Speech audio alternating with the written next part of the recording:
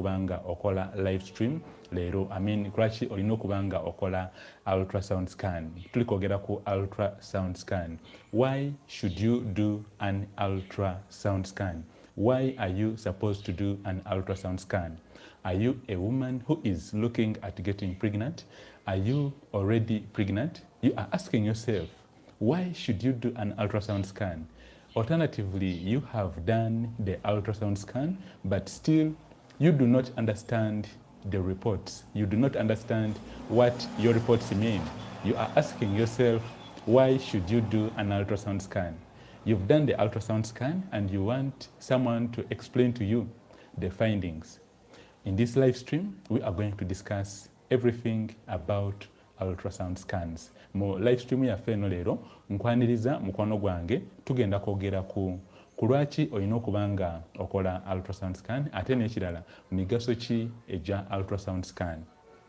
Gerald Massa, the health educator, gemanya aga channel era bwe guba nga gwe mulundu gwo ogusoose ku channel yaffe nyiga epesa eya red o subscribing obeere nga tomissinga videos zetuteekayo buli kanaku. Why should you do an ultrasound scan? So the first thing we are going to discuss about is you actually need to do an ultrasound scan because it is very, very important for you to know how your system is, how your ovaries are, how your fallopian tubes are, and all in all, how everything is inside you.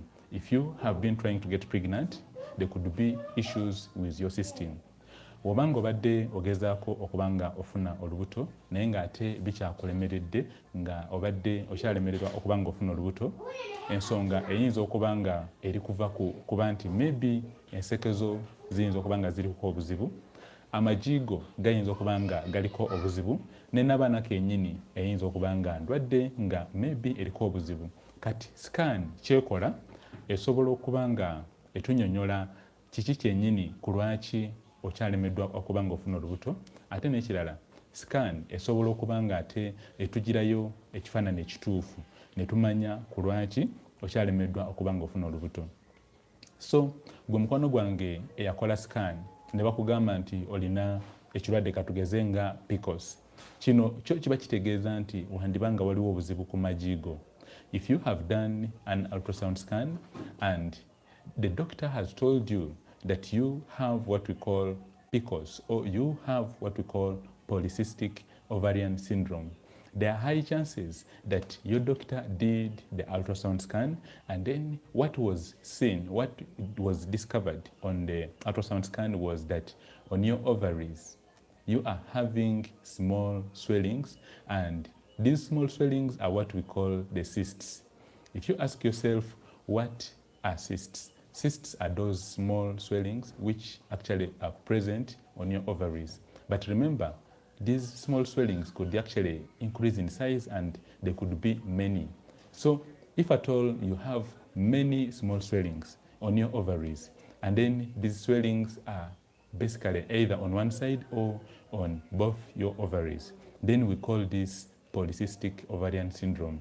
Now, if you are asking yourself why you are having this condition, for example, polycystic ovarian syndrome, you should actually not put the blame on yourself because this is a condition which just happens actually out of all of a sudden, it just happens. Obanga obadde oli kwebuuza ku lwaki wafuna kino ekirwadde kye tuyita polycystic ovarian syndrome, okoze scan naye ng'ate dokita wo akugambye nti olina ekirwadde ekya polycystic ovarian syndrome, naye ng'oli kwebuuza kyava ku ki okubanga kwegamba ofuna kino ekirwadde ekya polycystic ovarian syndrome, oba tolina kubanga weeteekako blame, tolina kweblaminga nti maybe olina kye wakola n'olyoka ofuna kino ekirwadde, kijja buzi, kijja olw'okuba nti omukyala aba alina kye tuyita hormonal imbalances, aba alina kye tuyita hormonal imbalances.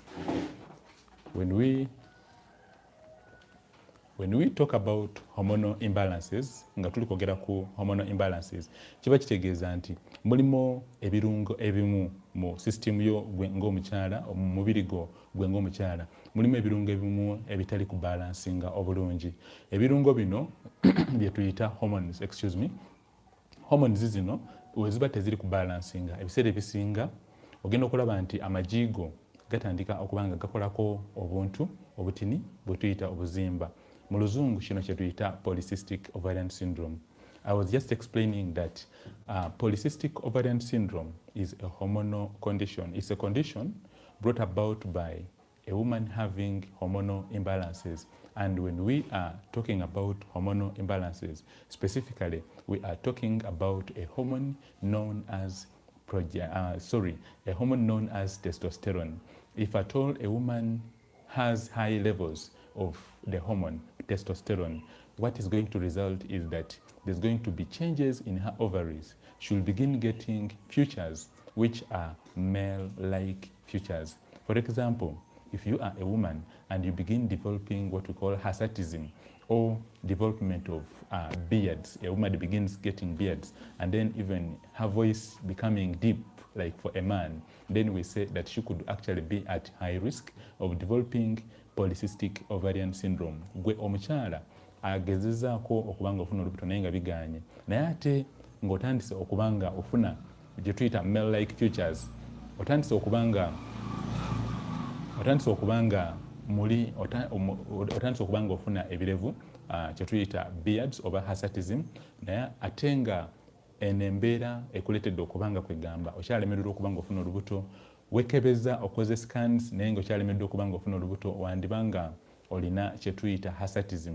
We are talking about ultrasound scan. Tuli kwogera ku ultrasound scan, era obanga obadde olina ebibuuzo byonna byolina ng'oyagala kumanya ku butya bw'osobola okubanga ofuna olubuto, okoze scans zonna naye ng'ate bakugamba nti like toyina lubuto, okyagezako okufuna olubuto biganye, oli kwebuuza ku lwaki okyalemeddwa okubanga ofuna olubuto. Live stream zange zino zenteekayo buli kanaku zijja kuba ziyambira ddala okubanga omanya ku lwaki okyalemeddwa okubanga ofuna olubuto ate ku lwaki bikyaganye. In my live streams, I discuss everything about fertility, about ultrasound scans. If you have been trying to get pregnant, but things are not really working out and you are asking yourself, what could be preventing you from getting pregnant?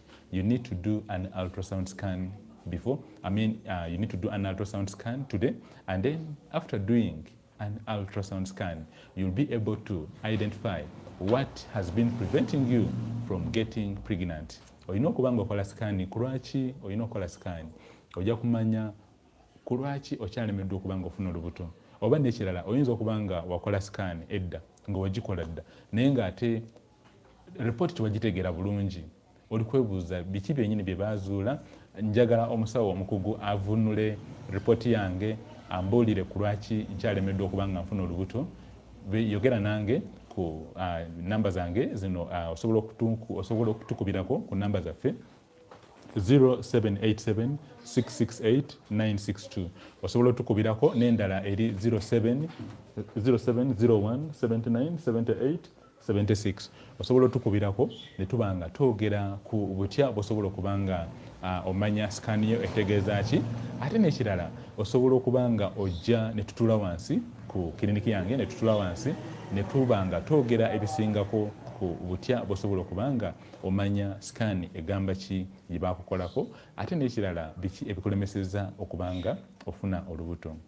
At this point, I believe you know something about ultrasound scans.